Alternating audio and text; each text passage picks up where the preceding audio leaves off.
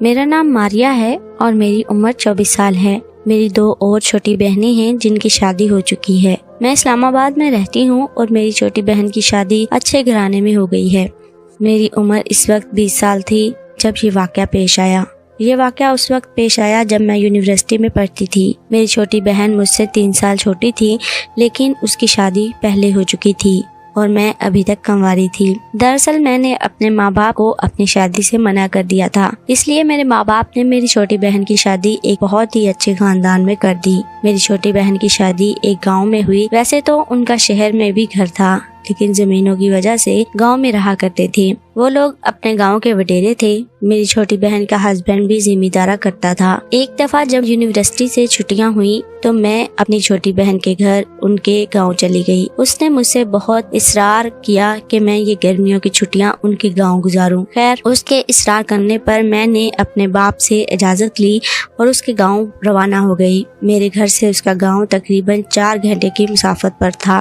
میں 4 گھنٹے کے بعد اس کے گاؤں میں پہنچی۔ جب میں اپنی بہن کے گھر پہنچی تو رات کا وقت ہو چکا تھا۔ میں بہت تھک چکی تھی۔ میں نے پہلے تو شاور لیا، اس کے بعد کپڑے تبدیل کیے۔ اس وقت تک میرے بہنوئی بھی آ گئے تھے۔ ہم سب نے مل کر کھانا کھایا اور لیٹ گئے۔ ان کا گھر بہت ہی زیادہ بڑا تھا، اس لیے مجھے چھت کے اوپر ایک کمرے میں جگہ دی۔ سارے دن کی تھکی ہوئی تھی، اس لیے مجھے نیند آ گئی اور میں سو گئی۔ اب میں آپ لوگوں کو اپنی چھوٹی بہن کے گھر کے بارے میں بتا دوں۔ ان کا گھر بلکہ گھر نہیں، ایک محل تھا۔ اتنا بڑا گھر تھا کہ اکثر لوگ دیکھ کر حیران رہ جاتے۔ ڈبل سٹوری بنا ہوا تھا۔ جس رات میں آئی تھی اس رات میں بہت ہی زیادہ تھکی ہوئی تھی۔ اگلی صبح جب میں اٹھی تو میری چھوٹی بہن نے کہا، جلدی اٹھ جاؤ، آج میں تمہیں باہر کی سیر کرواؤں گی۔ ابھی 6 بج رہے تھے۔ مجھے اتنی جلدی اٹھنے کی عادت نہیں تھی۔ میری چھوٹی بہن نے مجھے زبردستی اٹھا دیا۔ ہم دونوں گھر سے باہر سیر کے لیے چلے گئے۔ میری چھوٹی بہن مجھے اپنے گھر کی باتیں سنانے لگی۔ میں گھاس پر چل رہی تھی۔ گھاس بہت اچھا لگ رہا تھا۔ مجھے ننگے پاؤں گھاس پر چل کر بہت مزہ آ رہا تھا۔ ایسے ہی چلتے چلتے میں اور میری چھوٹی بہن کھیتوں کی طرف چلے گئے۔ بات کرتے کرتے اسے یاد آیا کہ اس نے اپنے دیور کا ناشتہ بنانا ہے۔ دیور پنجاب یونیورسٹی میں پڑھتا تھا۔ میری چھوٹی بہن کہنے لگی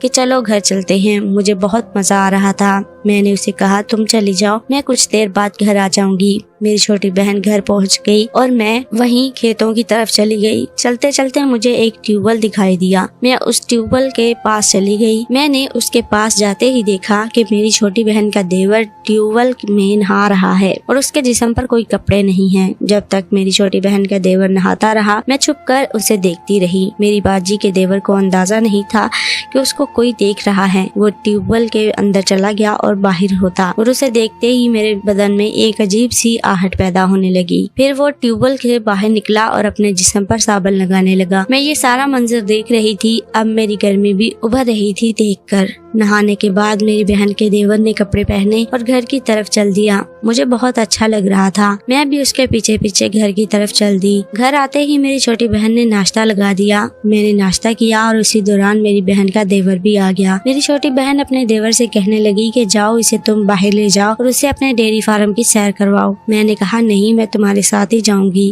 اتنی دیر میں دیور کہنے لگا، آپ میرے ساتھ آ جائیں۔ اس کی بات پر میں انکار نہ کر سکی اور اس کے ساتھ چل دی۔ راستے میں مجھے اپنی یونیورسٹی کی باتیں سناتا رہا۔ مجھے بار بار صبح والا جسم اس کا میرے ذہن میں آئے جب وہ ٹیوب ویل میں نہا رہا تھا۔ مجھے اس سے شرم بھی آ رہی تھی۔ چلتے چلتے ہم ایک ڈیری فارم کے پاس پہنچ گئے۔ میری چھوٹی بہن کے دیور کا نام احمد تھا۔ احمد نے بتایا کہ ڈیری فارم ہمارا ہے۔ ہم دونوں ڈیری فارم کے اندر چلے گئے۔ وہاں پر کافی زیادہ گائے اور بھینسیں تھی۔ گائے اور بھینسوں کے علاوہ انہوں نے پالتو کتے بھی پالے ہوئے تھے۔ احمد کو شرارت سوجی۔ اس نے ڈیری فارم کا دروازہ بند کر کے کتے کو چھوڑ دیا۔ مجھے ان کتوں سے بہت ڈر لگتا تھا۔ میرے آس پاس آتا اور میں احمد کو پکڑتی، احمد کی منتیں کرتی کہ پلیز اسے مجھ سے دور لے جاؤ، لیکن احمد اس کو اور میرے پاس لے آتا۔ اسی دوران میں نے احمد کو زور سے پکڑ لیا اور کہا پلیز اسے لے جاؤ۔ جب میں نے احمد کو زور سے پکڑا اسے خیال آیا کہ یہ واقعی ہی ڈر رہی ہے۔ پھر اس نے میری بات مانی اور کتے کو باندھ دیا۔ اس کے بعد اس نے مجھے گائے اور بھینس دکھانا شروع کر دی۔ پھر میں دیکھ رہی تھی کہ ایک بھینس ایک گائے کے اوپر چڑھ گئی۔ مجھے سب کچھ سمجھ آ گیا تھا کہ دونوں کیا کر رہے ہیں، لیکن میں نے احمد کو کچھ بھی شو نہیں کروایا اور احمد سے پوچھنا شروع کر دیا کہ یہ دونوں کیا کر رہے ہیں۔ احمد نے مجھے بتانا شروع کیا کہ یہ ایک نیچرل سی چیز ہے جو ہر جاندار کرتا کرتا ہے۔ جب احمد نے ایسی بات کی تو مجھے لگا احمد سب بتانے لگا ہے۔ میں نے بات کو بدل دیا اور کہا مجھے گھر لے جاؤ،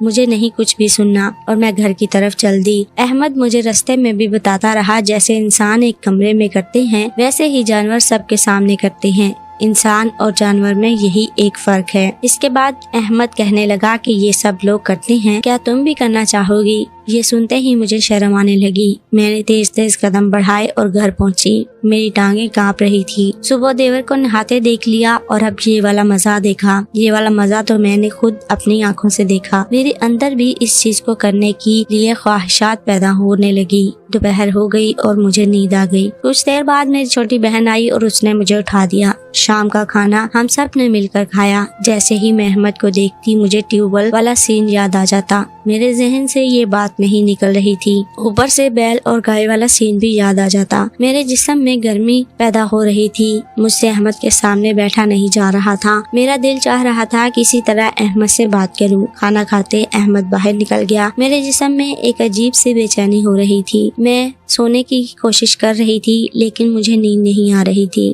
میں اپنے کمرے سے باہر نکلی اور صحن میں گھومنے لگی۔ ابھی میں گھوم ہی رہی تھی کہ باجی کے کمرے کے پاس چلی گئی، مطلب میں اپنی چھوٹی بہن کے کمرے کے پاس چلی گئی۔ ساری لائٹیں بند تھی اور میری چھوٹی بہن کے کمرے کا 0 کا بلب چل رہا تھا۔ ہلکی ہلکی سی روشنی باہر آ رہی تھی۔ ابھی میں کمرے کے پاس ہی پہنچی تھی کہ مجھے کچھ آواز سنائی دی۔ میں نے غور سے دیکھنا شروع کیا۔ میری چھوٹی بہن بیڈ کے اوپر بیٹھی ہوئی تھی اور اس کا ہسبینڈ اس کے پاس ہی نیچے کھڑا تھا۔ میری باجی کے ہسبینڈ نے اس کے ہاتھ پکڑے ہوئے تھے۔ میری باجی اسے کہہ رہی تھی کہ ابھی کل ہی تو کیا ہے، چھوڑ دو نا، چھوڑ دو مجھے، میں نے نہیں کرنا آج۔ میری چھوٹی بہن نے خود کو اپنے ہسبینڈ سے چھڑاتے ہوئے کہا۔ انہیں دیکھ کر اپنے کمرے میں آ گئی لیکن مجھے نیند نہیں آ رہی تھی۔ میری گرمی اور زیادہ بڑھ رہی تھی۔ اتنے میں بہن کو میں نے اپنے کمرے کی طرف آتے دیکھا۔ احمد نے میرا ہاتھ پکڑ لیا اور مجھ سے پوچھنے لگا تم شادی کیوں نہیں کرتی؟ میں نے ہاتھ چھڑانے کی کوشش کی، اسے بتایا کہ مجھے شادی پسند نہیں تھی لیکن اب میں شادی کر لوں گی۔ اتنی دیر میں احمد نے دروازہ بند کر دیا اور کہنے لگا چلو میں تمہیں شادی کے بارے میں بتاتا ہوں۔ دونوں لیٹ گئے۔ مجھے ایک دم سے نیند آ گئی۔ مجھے کچھ پتا نہیں کہ احمد نے اس رات میرے ساتھ کیا کیا۔ اگلی صبح ہوتے ہی میں نے اپنی چھوٹی بہن سے کہا میں گھر جا رہی ہوں، لیکن مجھے ایسا لگ رہا تھا کہ میری گرمی ختم ہو چکی ہے۔ جیسے ہی میں گھر پہنچ گئی احمد نے مجھے کال کی، مجھے بتایا اس رات اس نے بھی گائے اور بھینس کی طرح میرے ساتھ کیا تھا، اور یہ سنتے ہی میرے ہوش اڑ گئے۔ احمد سے ملنے کی لگن میرے اندر اور بڑھ گئی، لیکن اب میں بہت دور آ چکی تھی۔ ویورز، ہماری آج کی کہانی آپ کو کیسی لگی کامنٹ میں ضرور بتائیں۔ ویڈیو پسند آئے تو اسے لائک کریں، دوسروں سے شیئر کریں۔ ملتے ہیں ایک اور ویڈیو کے ساتھ، تب تک اپنا خیال رکھیں۔ اللہ حافظ۔